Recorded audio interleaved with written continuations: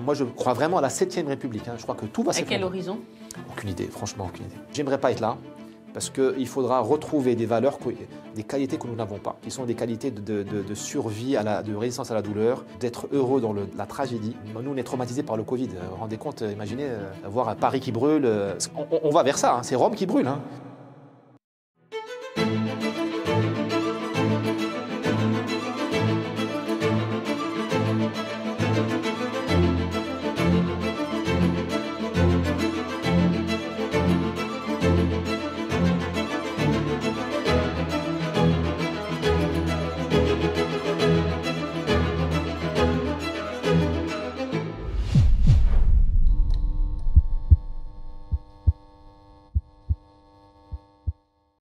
Bonjour Driss Ghali. Bonjour.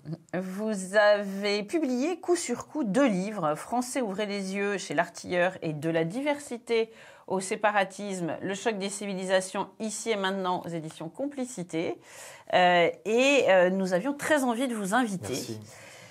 Alors pour vous présenter de façon un petit peu ébouriffante aux lecteurs de Boulevard Voltaire, au mois d'avril, Jeune Afrique vous a qualifié de Zemmour marocain, rien que ça. Oui, j'ai vu ça.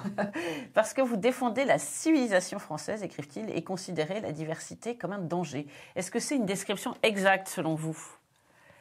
Oui, ils ont mis un point d'interrogation. Donc c'est au moins. Ils n'ont pas répondu. J'ai encore la tête sur. Pas encore été guillotiné. On peut faire un peu d'humour. Alors, Zemmour ayant des origines algériennes, moi étant d'origine marocaine, je pense que le Maghreb est enfin uni dans le zemmourisme, enfin, grâce à Jeune Afrique. Jeune Afrique, une revue que mon père lisait quand il était de ce monde et qui est très suivie au Maroc depuis longtemps. Parce qu'elle avait un grand fondateur, je crois, un Tunisien, quelqu'un qui avait vraiment une vision de... Donc voilà, donc bon.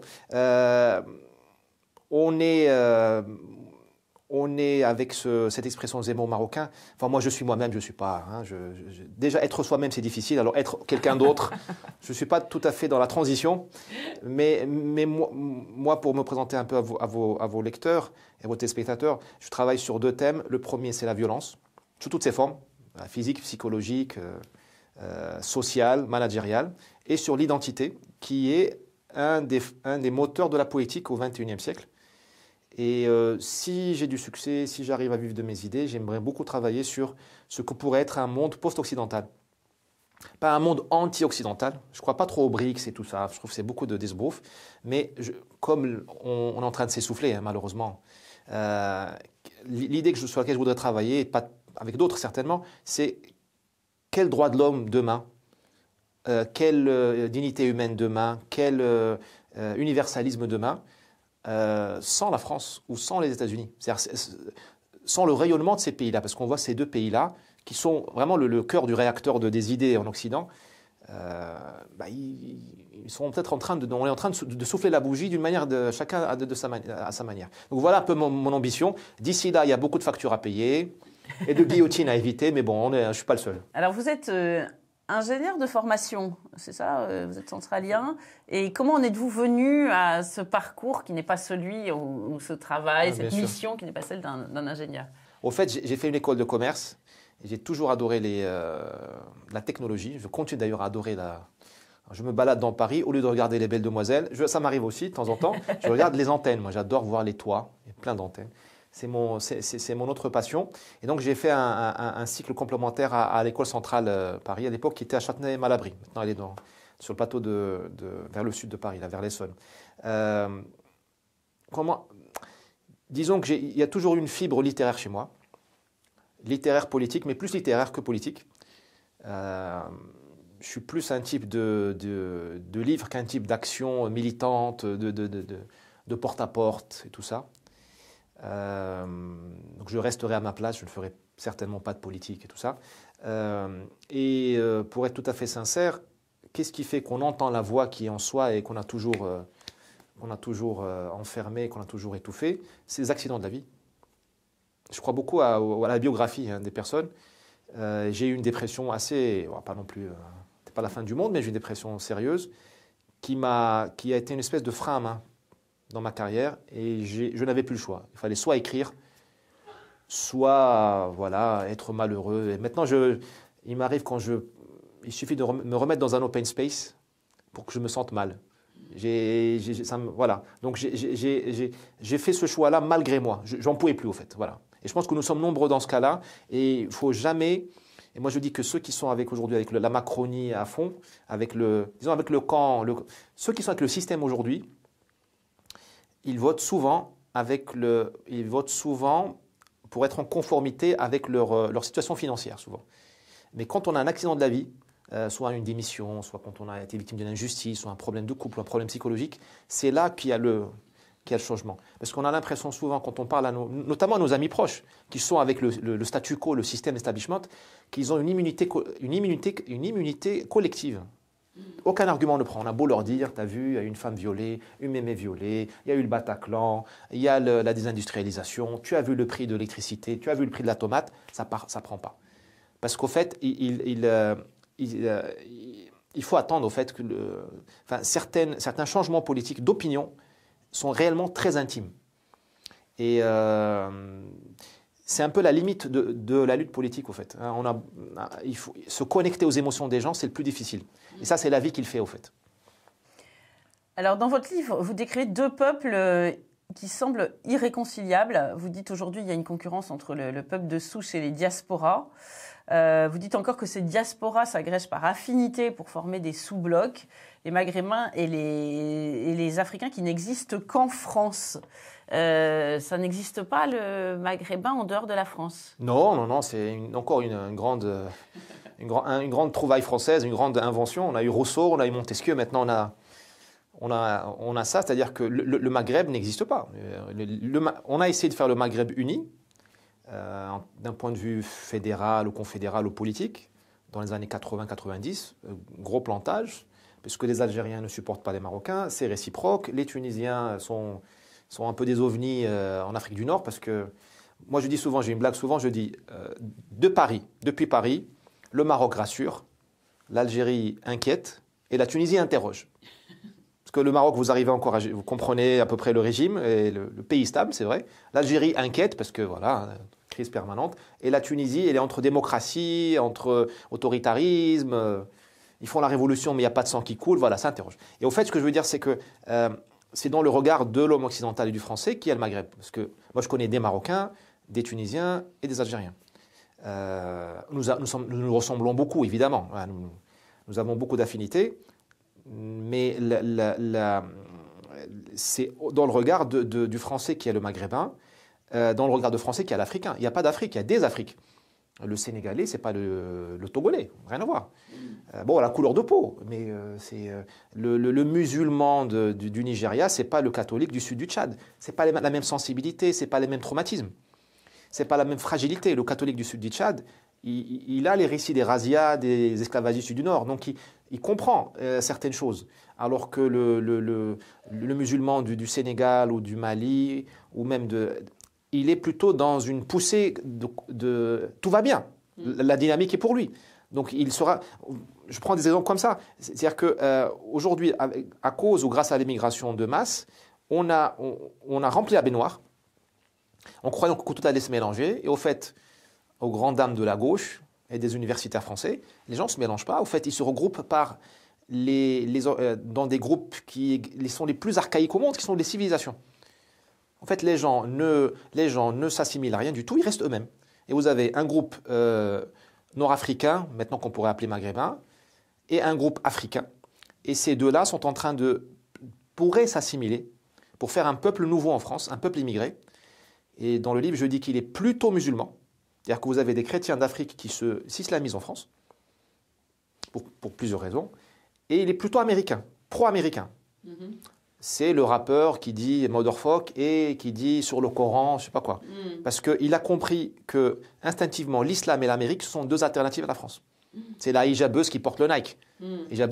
Et donc, c'est en train de se cristalliser sous nos yeux. Ça devrait être au cœur de nos débats politiques. Malheureusement, tout le monde s'en fiche. Voilà. Droite et gauche. Et ça se fonde contre la cohésion, c'est contre l'identité française. Oui, tout à fait, parce qu'il y a une concurrence. Au fait, le monde n'est pas gentil. Ce n'est pas non plus un enfer. Mais ce n'est pas le monde de bisounours que nous a promis l'université française en disant il suffit de venir en France et d'aller à l'école française et d'avoir un HLM pour aimer ce pays. J'ai entendu encore quelqu'un, je peux donner de nom de politicien ou pas? Je peux pas. Si, bon, si vous voulez. Bruno Le Maire hier, il disait sur France 5, il dit je suis contre le droit du sang. Pourquoi pas? Ça peut se discuter. Hein. Parce que le droit du sang tout seul ne va pas régler les problèmes. Hein. Bah, ce qu'il dit, il suffit de venir en France et d'aimer la France. Mais mon gars, on s'aime soi-même. Les gens sont narcissiques. Or, la plupart d'entre nous, je m'inclus dedans, nous sommes assez vides.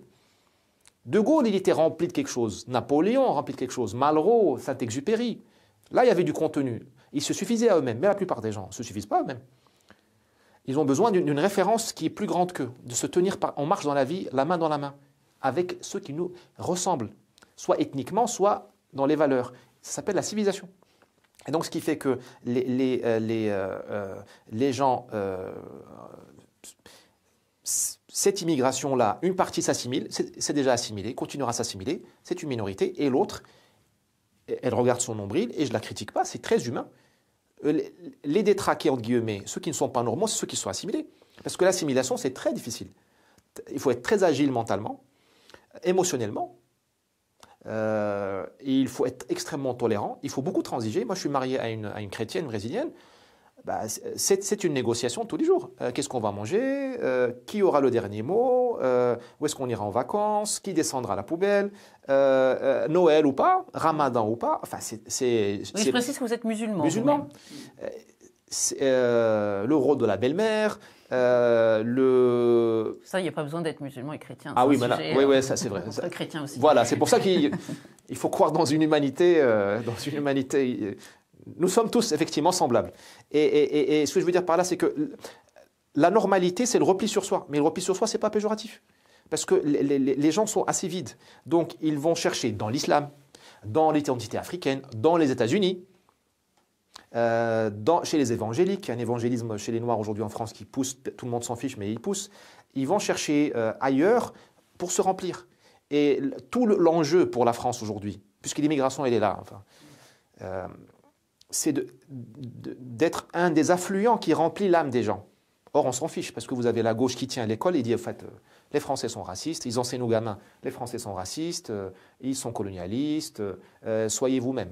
Donc, en fait, tout est fait pour que on ait dans la salle trois personnalités qui ne se parlent pas. La personnalité nord-africaine, maghrébine, la personnalité africaine et la personnalité française. Et faire de la politique aujourd'hui en France, sur le long terme, c'est empêcher le Maghreb et l'Afrique de fusionner en France.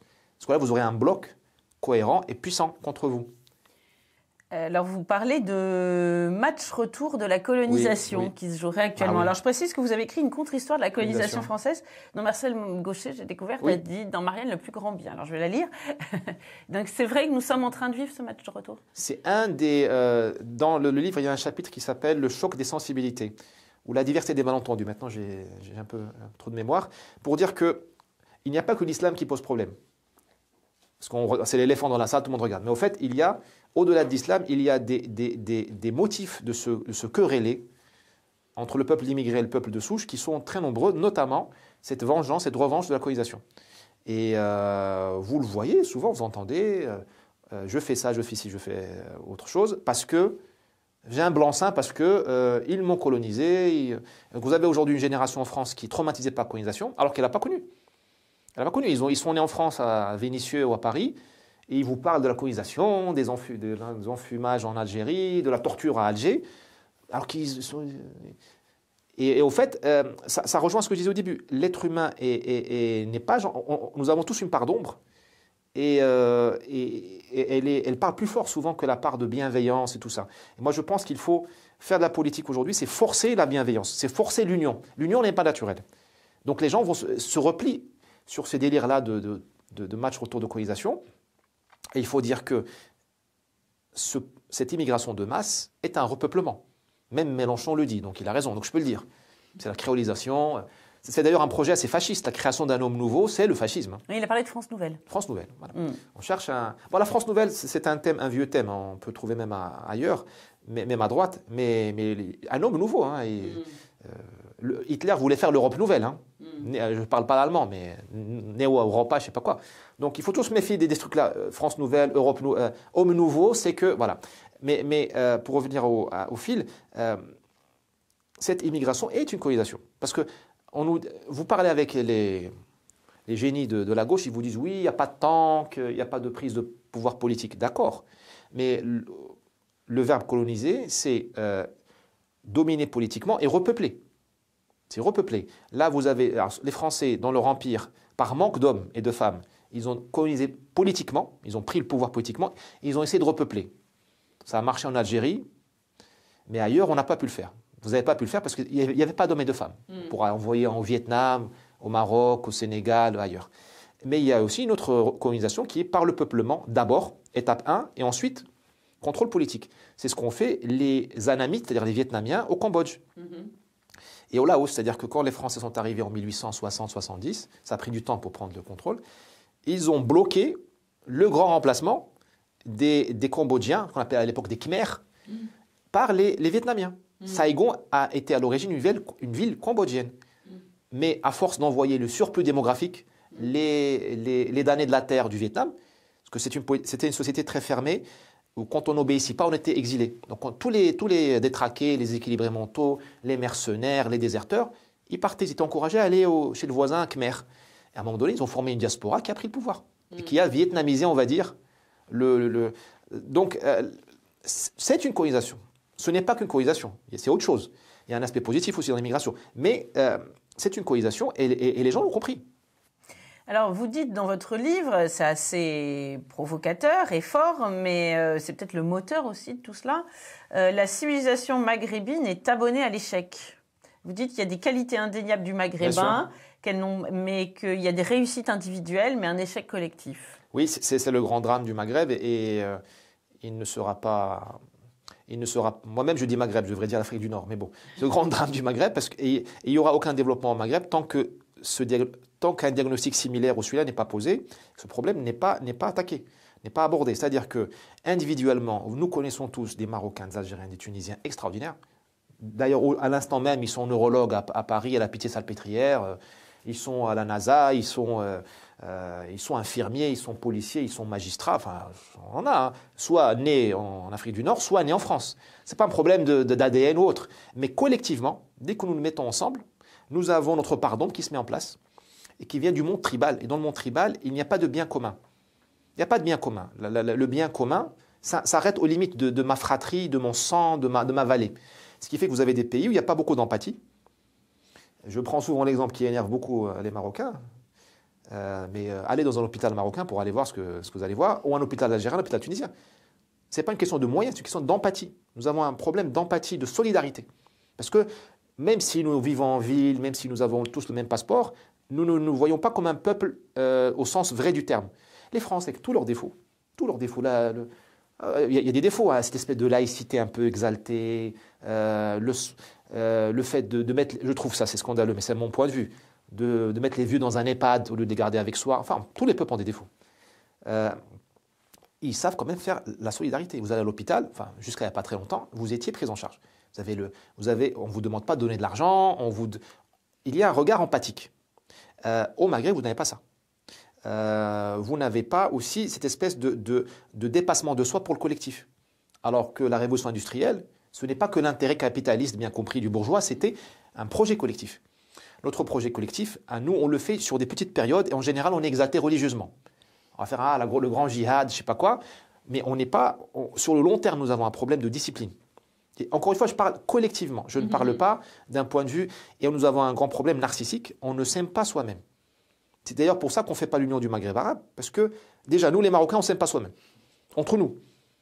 Et alors, pourquoi on va aimer l'Algérien au point de... Il y a eu la même chose entre les Égyptiens et les Syriens. Ils ont fait la République arabe unie. Ça a duré quelques années, dans les années 50-60.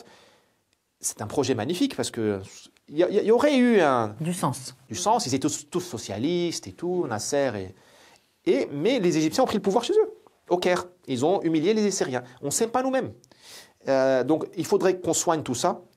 D'ailleurs, dans le livre de Judy, il faut qu'on soigne le problème de la langue. Au Maghreb, nous n'avons aucune langue, ni l'arabe, ni le berbère, ni le français. Vous développez ça de façon très intéressante. Oui. On est lost in translation. Ça, c'est un vrai problème. Et ça, ce n'est pas la faute d'Israël ou des Américains ou de la France. C'est nous avons un problème de langue. Nous n'avons pas de langue. Nous avons une sous-langue du quotidien, d'où notre amour pour le français qui nous rend ces problèmes-là, qui nous rend ces services-là. Donc, on a cet abonnement à l'échec. Et le problème, c'est que on s'y est tellement habitué qu'on a créé des sociétés qui sont à l'équilibre. En fait, c'est ça que le grand drame. Et c'est pour ça que la psychologie humaine est incroyable. La plupart des gens souffrent. Il y a la pauvreté, le Maroc bouge, le Maroc évolue. Je ne dis pas que l'Algérie, je connais moins, la Tunisie, je connais moins. Il y a des changements, mais on a encore une grande masse de gens qui sont largués. Là, faut voir Comme j'essaie d'être lucide. En France, il faut être lucide au Maroc, hein, ou en Algérie, en Tunisie. Mais au fait, vous voyez de la souffrance sociale. Moi, ça me touche beaucoup. Même si on me classe d'être le Zemmour marocain, je souffre vraiment avec la maladie, la souffrance sociale. Les enfants surtout, parce que je dis que moi, j'ai eu la chance de lire des livres. Il y a des gens, je vois, ils n'auront jamais la chance même d'apprendre une langue, parce que mal nés, parce qu'ils sont mal nés. C'est fou. Hein, et on sait que c'est irrémédiable. Bon, c'est révoltant. Mais au fait, tout le monde est à l'équilibre. Quand vous voyez vraiment la société, vous prenez le pouls, elle est à l'équilibre. Parce qu'on s'est tellement habitué à l'échec qu'on trouve ça normal. Et c'est ça la vraie trappe, le vrai piège du sous-développement. Il faut remettre la société, il faut à la limite, ça c'est très, très difficile à faire politiquement, il faut la remettre en mouvement. Il faut l'inquiéter à nouveau. Ce qui peut être dangereux. Ce qui peut être dangereux politiquement. Donc c'est pour ça que je reste à ma place. Parce que ça mène aux révolutions. Hein. Comment il s'appelle ? Le Shah d'Iran, il a inquiété la société iranienne. Il est parti. Et l'Iran a régressé de 2000 ans aussi. Hein. C'est vrai. Vous avez raison.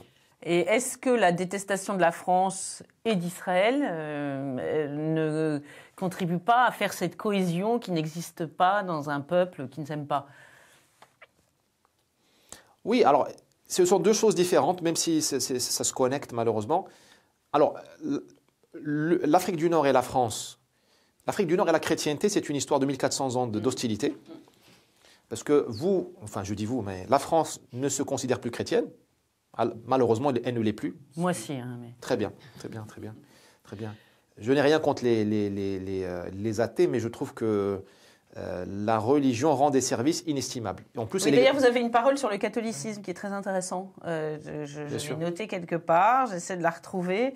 Mais vous dites, finalement, comme Chateaubriand, il y a eu un génie du christianisme en France. Et depuis qu'on l'a abandonné, nous ne faisons que des édifices, des bâtiments qui sont moches.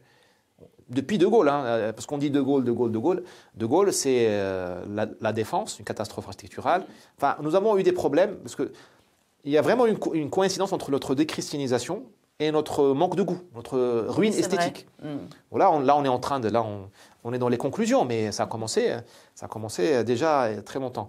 Au fait, entre l'Afrique du Nord et l'Europe chrétienne, d'ailleurs nous on ne dit pas les Français, on dit Nsara, les Nazaréens. Ah ouais. Donc même si vous vous sentez catholique, enfin laïque ou je ne sais pas quoi, ou athée, pour nous vous restez des Nazaréens. L'identité est figée, hein. On n'a pas encore fait Et donc nous avons une espèce d'hostilité. D'ailleurs la preuve c'est qu'il n'y a jamais eu de mariage entre les familles royales du nord et du sud de la Méditerranée. C'est vrai. Jamais. C'est ça le sang. Il faut mêler le sang. Sinon on est dans soit on faisait la guerre, soit on faisait la piraterie. Algérie, République de Salé, tout ça.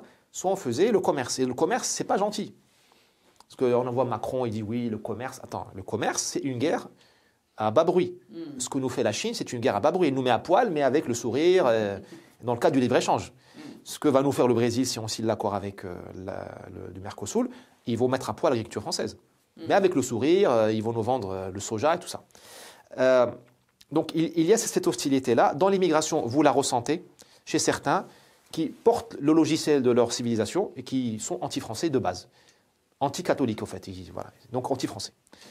Alors Israël, c'est un autre sujet. Il y a un antisémitisme qui est dans la culture arabe depuis longtemps. Parce que là, il faut remonter à la Bible et à la genèse de l'islam et tout ça. C'est-à-dire que nous avons toujours eu une proximité, une intimité avec les Juifs. Dans toutes les villes marocaines, il y avait un ghetto juif, même les plus petites. Parce qu'ils avaient des fonctions financières, ils faisaient certains métiers. Et pour nous, c'est un intime. On connaît le juif, on connaît moins le chrétien, mais le juif, on le connaît. D'ailleurs, le Maghreb était une terre juive, était chrétienne d'abord, et juive aussi. Il y a des juifs au Maroc qui sont... bon, là, ils sont partis, mais dans l'anti-Atlas, une chaîne de montagnes, ils étaient encore c'est vraiment les autochtones. Hein. C'était plus marocains que les Marocains venus comme ma tribu, moi, du Yémen ou autre chose. Hein. Donc, c'était un intime qu'on détestait, mais qu'on gardait proche de soi. Donc, l'histoire juive au Maghreb est une histoire de tragédie, mais on était assimilés les uns aux autres. C'était le souffre-douleur, en fait. Le juif, c'était le souffre-douleur. Mais dont on avait besoin comme consultant pour les monarques, comme banquier, comme le commerçant, comme ambassadeur, qui va faire la liaison avec les Hollandais, les Turcs, les Génois, je ne sais pas quoi. Et donc, mais il y avait un antisémitisme. Ils étaient des citoyens de seconde classe, avec une fiscalité différenciée. Des dhimmis. Des dhimmis. Donc, nous avons eu... les Juifs avaient une fiscalité particulière, une mobilité limitée. Le soir, on fermait le ghetto à clé. Alors, pour les protéger, mais aussi pour... Et donc, ça, c'est resté dans l'immigration. Et vous avez donc un réflexe antisémite qui est presque culturel. À la limite, il n'est même pas... c'est presque spontané. Israël arrive dessus, et là, vous avez la grande confusion, et là, vous avez la folie qu'il y a aujourd'hui. Il y a une crise mentale, psychique, en France, dans l'Occident, dans l'immigration, mais aussi chez les gens de souche. Nous sommes tous devenus un peu dingues, et vous avez cette folie qui est de voir dans la France Israël, et dans l'immigré, le Palestinien. Et je vois, moi, chez certains immigrés, pas tous, hein, heureusement, ils se croient comme les Palestiniens de France. Et dans la police française, ils voient de Sahel. Et donc, vous avez... Ça part en... Et là, donc là, on est parti en vrille là-dedans.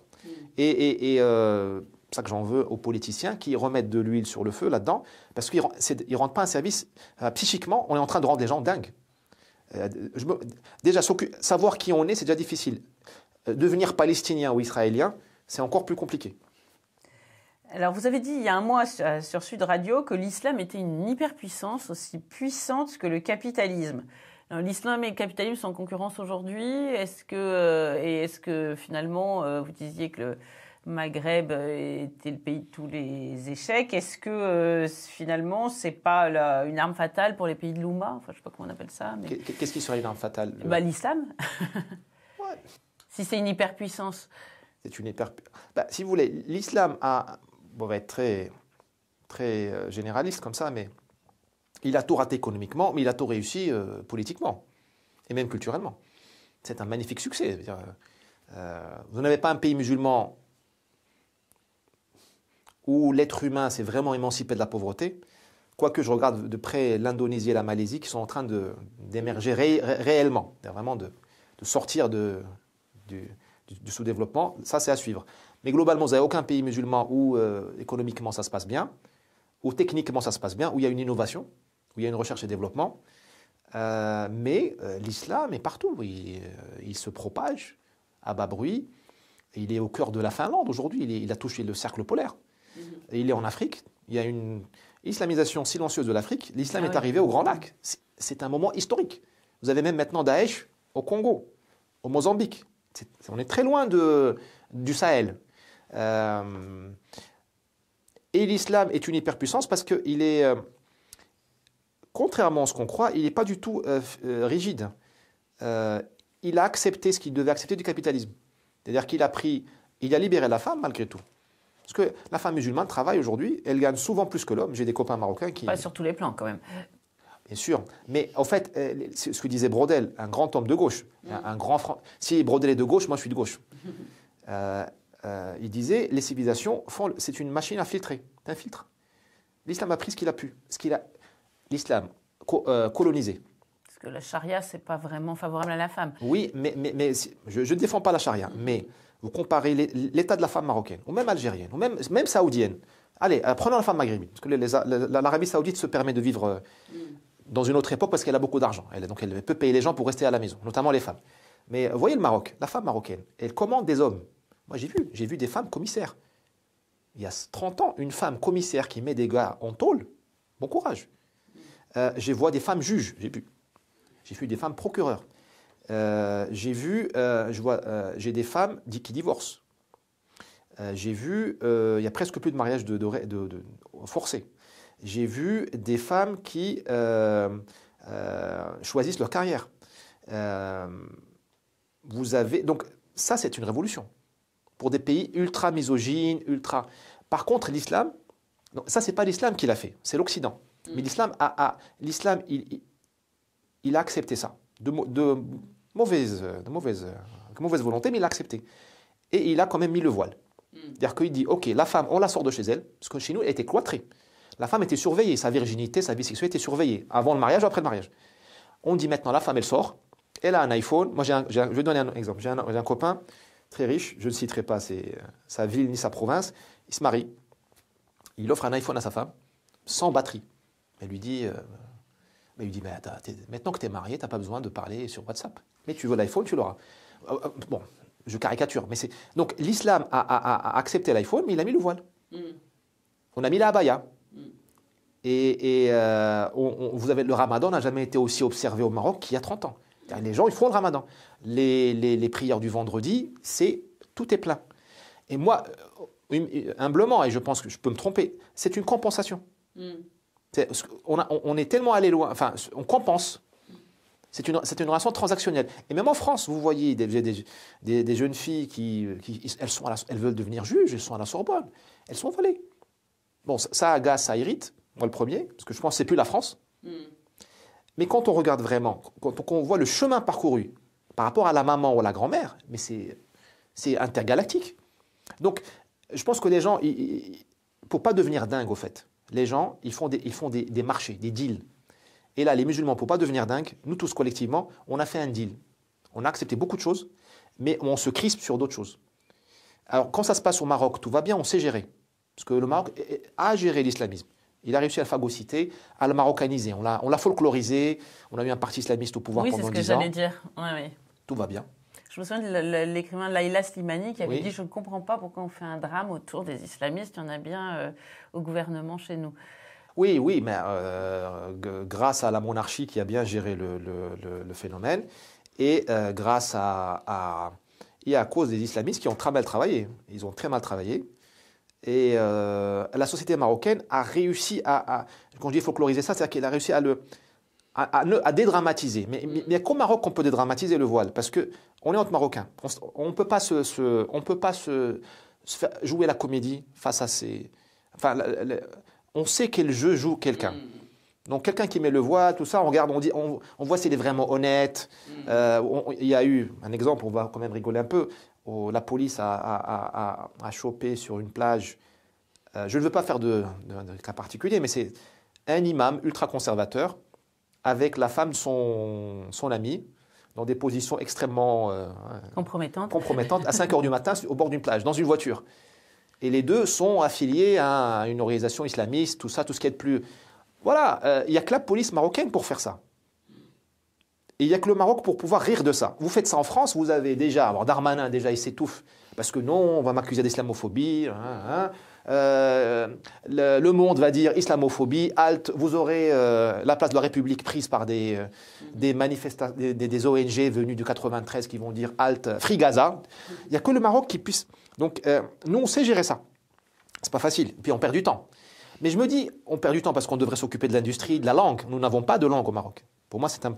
Mais je me dis, à la limite, petit à petit, on règle les problèmes.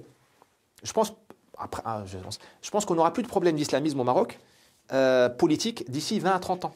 Le deal a été fait. Et pour la dernière phrase sur ce sujet, j'ai vu de mes yeux vus le Premier ministre marocain, islamiste, psychiatre. Les islamistes peuvent être... D'ailleurs, la plupart des islamistes sont des matheux ou des médecins. Ce ne sont pas des littéraires. Vous voulez combattre l'islamisme, mettez plus de littéraires. Le Morsi, c'était un ingénieur de physicien de l'Université de Californie. Ce n'était pas n'importe qui. Les fondateurs du Hamas, ce n'est pas des religieux. C'est souvent des ingénieurs. Parce que les maths, ça donne un peu c'est comme la Macronie, ça donne une illusion du savoir inné. En fait, les maths, ce n'est qu'un petit bout du savoir. Et ça ne comprend pas l'être humain. J'ai vu, de mes yeux, le Premier ministre marocain signer l'accord le deal stratégique entre le Maroc et Israël en 2020-2021. Vous vous rendez compte? Je l'ai vu. Donc ils sont cramés pour longtemps.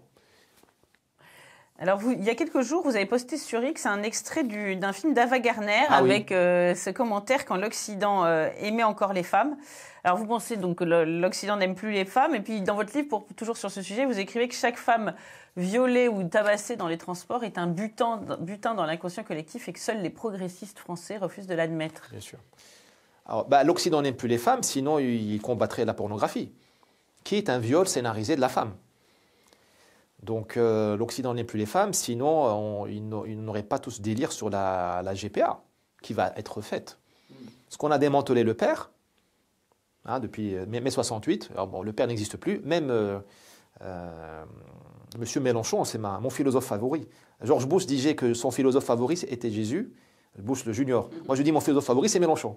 Il a dit le père n'existe plus, on a tué le patriarcat, il a dit, verbatim. Et là, on va tuer la mère, parce qu'on sort de l'utérus, on va sortir la reproduction. Bon, la mère sera un corps de plus. Voilà. Elle sort de l'histoire. Voilà. Alors que donner la vie, c'est un privilège que seul donner la vie, c'est magique quand même. Il n'y a que les femmes qui font ça. Je passe de loin sur tout l'aspect LGBTQ qui dit que voilà, moi-même, si je décide d'être une femme, je peux être une femme. Bien sûr. Donc ça, c'est... Donc il y a, et puis nous avons fait une autre guerre à la femme, c'est la lutte contre la maternité. C'est-à-dire que moi, impossible aujourd'hui d'élever son fils ou sa fille. Il faut travailler. Les salaires sont tellement bas, ou le pouvoir d'achat est tellement bas, que l'homme seul ne peut plus assurer Donc la femme revient au boulot au bout d'1 mois, 2 mois, 3 mois. Et donc vous avez tous les problèmes de crèche, de nounou. On arrache les enfants des femmes. C'est pas que symbolique, c'est vrai. Moi, je vois tous mes potes qui ont des enfants, ils sont épuisés. Parce que les 2 parents travaillent, ou même quand la mère travaille, quand la mère ne travaille pas, donc ils n'ont plus d'argent, donc ils ne peuvent plus avoir d'aide à domicile. Enfin, on prive la femme de la maternité, donc de sa vocation. J'ose le dire, ce n'est pas la seule vocation de la femme, mais c'est une vocation chez la femme. C'est une richesse que de donner la vie. Donc l'Occident n'est plus la femme et il n'est plus la beauté. On reboucle sur ce qu'on disait sur l'esthétique, l'architecture. Nous n'aimons plus la beauté. Vous voyez les défilés de mode. Vous voyez, alors je vais me mettre les pieds dans le plat, vous voyez certaines militantes de gauche qui s'enlaidissent volontairement parce que être jolie, être parfumée, être maquillée, ce serait de droite c'était pas possible. En fait, la haine de la femme, c'est l'aboutissement de la haine de soi de l'Occident. Et c'est très triste parce que la France est une femme. Les États-Unis sont un homme, c'est un cow-boy, c'est l'adolescent. Le Brésil est un adolescent. D'où l'extrême violence. L'adolescent, il fait la fête, il boit comme un dingue et à 5 h du matin, il court sur Ipanema parce qu'il y a ça. À 14 ans, nous avons tous fait ça. Enfin, nous avons essayé. Moi, j'ai essayé, j'ai pas tout à fait pu. mais la France est une femme. C'est une femme. Donc une femme, il y a un peu de retenue. Une femme ne se met pas à poil en public. Une femme, pour se changer, il y a un paravent. Et là, on force la France. C'est pour ça que les gens font la gueule aussi, parce que le pays est forcé. On lui demande de régler tous les problèmes très vite. On lui demande il est sous accusation très vite. Et cette immigration de masse, c'est comme si on avait enlevé le paravent à la femme française. Parce que tout est visible. Il y a des discussions qu'il faut avoir dans le couple, à la maison. Or, on n'est plus à la maison. On cohabite, en copropriété avec d'autres qui vous jugent. Parce que dès que vous dites un truc, c'est islamophobe, c'est raciste, c'est repli sur soi-même. Mais parfois, donc, les Américains peuvent avoir une immigration de masse à fond. Mais nous, la France, c'est une sensibilité féminine. Ça n'a pas empêché d'avoir des chevaliers, Napoléon, mais le cœur de la France, c'est Madame Bovary, c'est ça, c'est cette psychologie-là. Donc il faut aller lentement. Pour le viol, à chaque mémé violé par un OQTF, à chaque femme qui a violé, agressé, c'est l'homme français qui est diminué. Vous avez vu les viols collectifs en Serbie, Bosnie-Herzégovine. Pour le coup, c'est les musulmans qui étaient victimes. Ça a foutu en l'air le peuple bosniaque. Vous avez vu là, il y a les viols de masse au Soudan, tout le monde s'en fout parce que c'est pas Gaza. Les viols de masse au Congo aujourd'hui par des gens soutenus par le Rwanda. Monsieur Paul Kagame, Paul Kagame, le régime rwandais, soutient des milices qui violent. D'ailleurs, je renvoie vers les livres de monsieur Denis Mukwege, un grand gynécologue congolais. Tout le peuple du nord-est du Congo est détruit à jamais. Et au fait, il n'y a pas de faits divers. Il y a des faits politiques. Le viol est malheureusement une arme politique. Et je vois que nos hommes politiques et nos femmes politiques, ce qui me touche, c'est que les femmes ne veulent pas assumer ça. Vous avez des femmes ministres qui ne veulent pas lutter contre ça, qui disent que ce sont des faits divers, ne faites pas le jeu d'extrême droite. Alors revenons peut-être pour conclure sur votre titre, de la diversité au séparatisme. Vous écrivez « Le séparatisme se transformera en énergie politique ». Oui. Et l'avenir de la politique française est probablement identitaire et nationaliste. La France passera en un clin d'œil de la diversité aux nationalités. Vous dites aussi que le peuple de souche ne restera pas les bras croisés. Oui. De toute façon, là, si on ne fait rien, et probablement on ne fera rien. Vous avez vu notre classe politique, elle est plus intéressée par sa retraite et ses avantages que par la gestion du pays. Nous vivons une époque incroyable. Comme on ne fera rien, le phénomène continuera. D'ailleurs, la cristallisation du peuple immigré se continuera. Vous aurez probablement une fusion entre l'Afrique et le Maghreb en France. Encore un miracle français. Parce que l'Afrique et le Maghreb, c'est une histoire qui n'est pas drôle. Traite esclavagiste, razzia, racisme, voilà. Mais là, en France, tout est oublié. Et donc vous aurez face à vous un peuple immigré qui vous dira la laïcité oubliée, on veut les places, et c'est assez légitime. L'architecture va changer. On ne peut pas amener en France des millions de Nord-Africains et d'Africains et croire qu'on va faire encore du haussmannien. Il faut oublier. Ou que la nourriture ne va pas changer, ou que la mode ne va pas changer, ou que même le rapport à l'État ne va pas changer. Au Maroc, en Afrique du Nord, je dézoome du Maroc parce que je sais qu'il y a beaucoup de Marocains nationalistes qui ne cherchent que la petite phrase parce qu'on ne s'aime pas nous-mêmes. Pourquoi toi tu parles ? Pourquoi pas moi ? Donc peu importe. Mais chez nous, nous croyons à la baraka divine. Donc il y a la baraka. En Afrique du Nord, nous n'aimons pas l'État. Vous adorez l'État. Les Français ils donneraient leur gosse à l'État. Nous nous méfions de l'État pour des raisons historiques. Le rapport à l'État va changer, vous le voyez en banlieue. Les commissariats sont attaqués, les élus sont tabassés, les assistantes sociales on leur crache dessus, les médecins ne rentrent plus, les pompiers sont caillassés des pompiers. C'est dingue. Parce que nous avons un rapport à l'État qui est hostile. Soit il nous domine, et là on est gentil, soit il ne nous domine pas, et là on l'attaque, on l'humilie, on le sort. Donc tout ça, ça va changer. Donc c'est ce qui risque de se produire. Face à ça, vous aurez, à un moment donné, là on a de la chance, ce peuple-là n'est pas encore cristallisé, il n'a pas encore de leader politique, pas de mouvement politique. Pour l'instant, nous avons Mélenchon, qui est né à Tanger. Donc on arrive à gérer. Donc pourquoi je dis qu'il est né à Tanger, qui est une ville internationale, où il y avait encore un vivre ensemble. C'est une ville internationale, un statut international, c'est une espèce de Monaco, tout ça. Bon, je fais un peu d'humour, mais c'est encore civilisé. Là, vous allez avoir des gens qui vous disent « Moi, je suis le parti musulman de France ». Et il y aura une liste avec une milice. Les Antifa version islamique ou version, je ne sais pas quoi, africaine. Vous aurez les Black Panthers. Et là, on va négocier.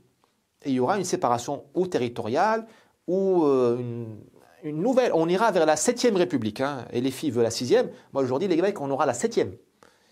Ce sera le Liban. Le Liban, c'est facile encore, parce que le Liban a quand même gardé sa joie de vivre. C'est un pays de fiesta, de boîte de nuit, entre autres, et un pays de commerçants. Le Libanais est extraordinaire. Malgré tous les problèmes, les gars, ils font de l'argent. Ils sont très bons. Et non, on sera peut-être la Yougoslavie. C'est un pays divisé, meurtri, violé. Voilà. Et le peuple de souche, je pense le peuple de souche a tout fait pour ne pas prendre position. Il a tout fait. Pour passer à côté des gouttes, pour ne pas être mouillé. Mais il va être mouillé. L'histoire va le prendre par le cou. Quand le séparatisme sera là, vraiment, pas celui de Macron, le vrai, les gens vont devoir prendre position. Et là, ça ne va pas être drôle. Et là, ce sera la 7e République. C'est-à-dire qu'on reviendra dans des discours qui sont entre racialo, religieux. C'est peut-être le moyen, c'est peut-être ma dernière phrase, c'est le moyen qu'a trouvé la France de faire le clap de fin. Parce qu'elle a tout réussi, cette France. Elle a fait l'égalité entre les situations. Hommes-femmes d'abord, mais aussi égalité entre riches et pauvres, ce qui n'est pas du tout naturel. Je ne comprends pas. Les Français, ils vont à Marrakech ou ils vont à Djerba, ils ne comprennent pas ça. Ce sont des endroits où il n'y a pas d'égalité. Il n'y a pas d'égalité. Vous avez fait l'égalité chez vous. Donc, mission accomplie. Vous avez fait la redistribution presque intégrale, hein, vous payez beaucoup d'impôts, et tout en maintenant la prospérité. Cuba n'a pas pu faire ça, l'URSS n'a pas pu faire ça, même la Chine n'a pas pu faire ça. Vous avez réussi à faire une économie merveilleuse en redistribuant tout le pognon de dingue, comme dirait Macron. Qui a fait ça? Personne. Donc, mission accomplie. Vous avez fait un peuple extrêmement moral, éduqué. Enfin, moi, je traverse la rue en France. Je traversais la rue en France les yeux fermés. Maintenant, après l'arrivée de Uber Eats et des livreurs, maintenant, je regarde. C'est devenu comme en Afrique du Nord. Mais vous aviez un pays extrêmement moral, pas corrompu. On en parlait en off tout à l'heure. Sans religion. La plupart des pays au monde, même les Américains, ont réussi à purifier l'âme humaine, à moraliser les gens grâce à la peur de l'enfer et à la promesse du paradis. Par les siècles passés, c'était ça quand même. Bien sûr. Mais la France, à cause de la Révolution française, qui était un massacre de masse, elle a sorti le catholicisme et elle a dit « je fais une morale républicaine ». C'est admirable. Quel pays au monde est vraiment moral, vraiment respecte la loi, respecte son prochain? Quand je respecte la loi, ce n'est pas la peur du gendarme, c'est le respect du prochain sans avoir peur de Dieu. C'est extraordinaire. Mission accomplie. Donc la France est fatiguée et elle se tue depuis mai 68, soit dans le plaisir, le loisir, là c'est la version Cohn-Bendit, Mitterrand, soit elle s'administre du venin. Et ce venin-là, c'est ce choc des civilisations qu'elle s'administre elle-même et qu'elle ne veut pas du tout régler. Dès qu'on met le sujet sur la table, vous êtes fasciste, vous sentez le renfermer, les ensembles de l'histoire. Donc la France se retire, mais elle ne se retirera pas tranquillement. Elle va être prise à la gorge par ce choc des civilisations. Il faudra, alors soit là, il la tuera, là, c'est arrivé à l'Empire romain, hein, ce que je ne souhaite pas, mais bon, soit elle se réveillera. Mais en tout cas, c'est révolutionnaire et je pense qu'il y a un avant et un après.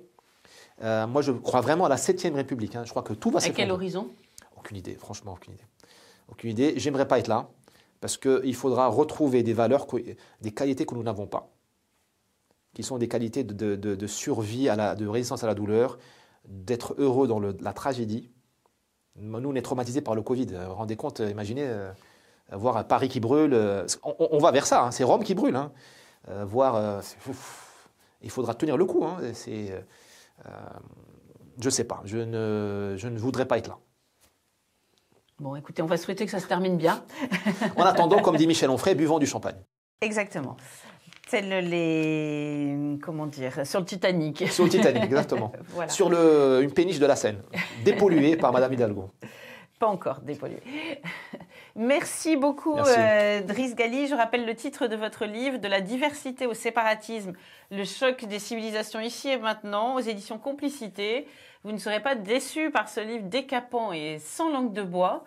Merci, chers lecteurs de Boulevard Voltaire. N'oubliez pas d'aimer cette vidéo, de vous abonner à notre chaîne YouTube et à notre site. Et je vous souhaite un bon dimanche. Merci, Driss. Merci beaucoup.